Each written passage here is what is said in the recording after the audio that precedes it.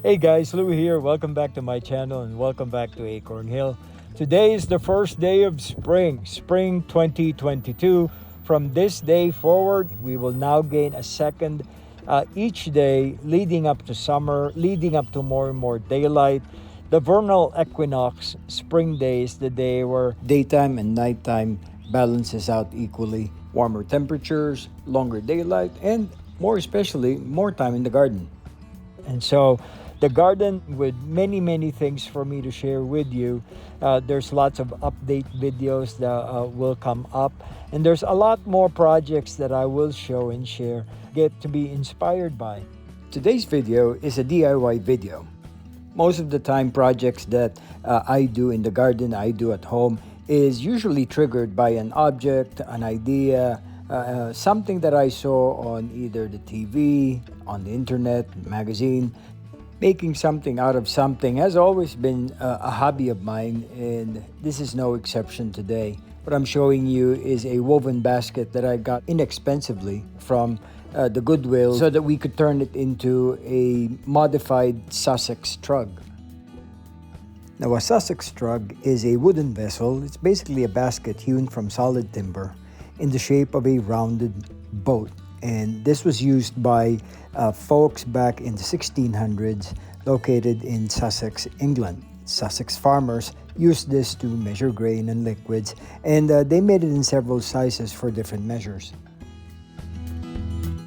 Given that I am a sucker for history and given the utilitarian function of this basket, I had to have one, but unfortunately they really cost an arm and a leg, and so one had to think of how I can adapt from an existing object, how I can adapt the features of the Sussex Trug. And so I went to Goodwill. I found this basket, this woven basket that's about $4.99. I said, I gotta make something that's similar to a Sussex Trug out of this basket. So the whole struggle there was, now that I have the basket, what would be the handle? What would be that form of handle that I need? From the original Sussex Trugs, these are made of chestnuts, and chestnut wood is very long-lasting. They rot really slowly. They are a well-preserving piece of wood, but I don't want to use any type of wood in this case, as I really don't have any source.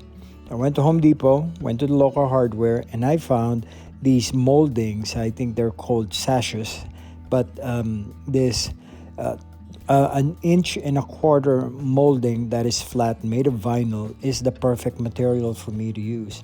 And what I did is I cut them to size. I used L brackets, galvanized screws, nuts, and bolts, and I formed a base. This is what you're seeing on the bottom of this basket.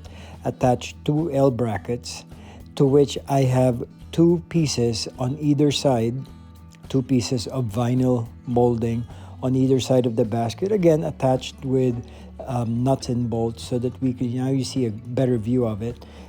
This is just to create a much firmer, more secure attachment so that it doesn't jiggle and move as we carry different vegetables and root crops or whatnot that will be a part of our gardening repertoire, vegetable repertoire this year and in the coming years. Now you see the form, right? Looking good so far, and it's looking like the shape of it, the boat shape of the basket, plus that top vinyl handle that I had to bend and attach on either side, attaching it to the lateral anchor strips, really does give this tag sale fine basket the look of a Sussex Trug. Do note that inside the basket I also used washers to further anchor the interior. I used long screws and the bolts and nuts, but in between I use the washer so that these long screws will not go and fall through the in-between spaces of the woven basket. Cutting all the long screws is easy. I had some metal wire cutters. These are more hard-wearing and heavy duty, that it could cut through thicker diameter wires and thicker diameter pieces of iron.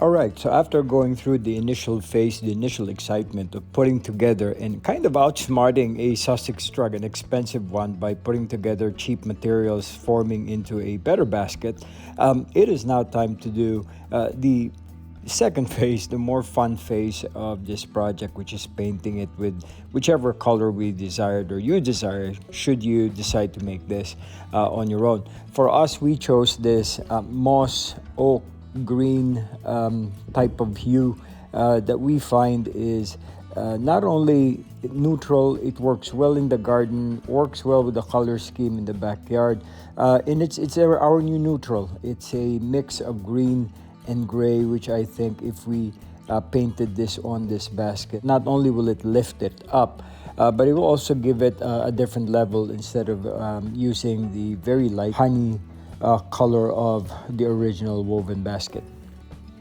And not only that, it will also unify the two-tone color of the existing assembly that I have. Look at the white handle from the PVC and the color of the woven basket. So this color will unite it, will make it more elevated, and it's going to be a good thing to use in the garden because dust and debris really won't show too obviously with this color.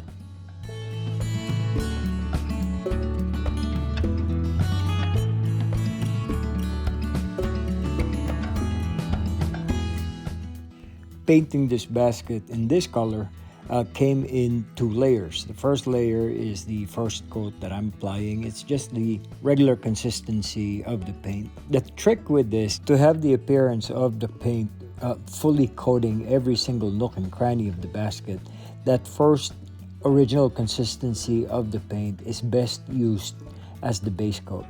After the base coat, what I will show you later on is I have to dilute part water and part paint so that I could use it in a spray bottle and spray it within the nooks and crannies where the white paint brush could not really reach into. Here in this clip, I have on my potting table the can of paint in its regular consistency form, plus a little bowl where I have part water and part original paint. To the consistency of almost buttermilk, as long as it can easily be poured into that spray bottle. That's just $1 store spray bottle that I will dispose of after I do this. It has to be thinned, that way we can spray it through thin enough, just the right consistency, so when we spray it through this device, through the spray bottle, it will coat every single spot that I missed out on when I was using the white brush. After mixing the paint and pouring it into the spray bottle, I determined spots that I missed out on when I was using the white paintbrush, spraying repeatedly at a distance between 10 to 12 inches and sometimes a little closer. It really doesn't matter at this point, but the fine spray and the fine mist created by the spray bottle allowed for the paint to be evenly distributed and very successfully go into those little nooks and crannies that I was trying to paint with using a paintbrush. Now, I forgot to mention that this type of paint is one of those sample paint containers that now can be sold in hardware stores. You buy them a half a quart and they will mix it up to your shade, to the type of color that you want. This is an outdoor paint, is best used. That way it doesn't peel off and it gets really absorbed by the material, whatever surface you're painting it on. From start to finish, this project took me 2 days, from assembling all the parts that would make up for the base, the lateral anchors, and the handle, shaping it into form, plus the paint job. It was a fun project to make, and we are both pleased with the result because, as you can see here, on the third day, it was a long weekend, and on the third day I had to clean out my existing fall-winter raised garden bed, and it is time for me to harvest my purple sprouting broccoli, which, there you go, we are about to put our new basket on its maiden voyage by being a carrier of this one lone vegetable that survived the winter. This basket will be fully used in the coming season for this year. We look forward to carrying several different types of vegetables from 7 individual raised beds that we will now harvest our food from. We intend on growing food more and more each year, and hopefully this coming year will be successful enough that as we go through all our harvest, planting, and putting together our crops, then we'll be able to share them with you in the coming posts. I hope that through this project I was able to inspire you to consider recycling an existing basket, forming it into another or a different kind based on your need. There are several links that I put as cards on this video, which I hope you would take the time to visit. I have a lot of DIYs and a lot of other videos that are still in the pipeline to celebrate the beginning of spring. Again, thank you for being our loyal subscribers and being a part of our channel. I really appreciate your presence and your time. Please subscribe to my channel if you haven't already. But for now, I'm leaving you from the garden here in Acorn Hill, and we'll see you again in the next video. This is Louie. Bye-bye for now.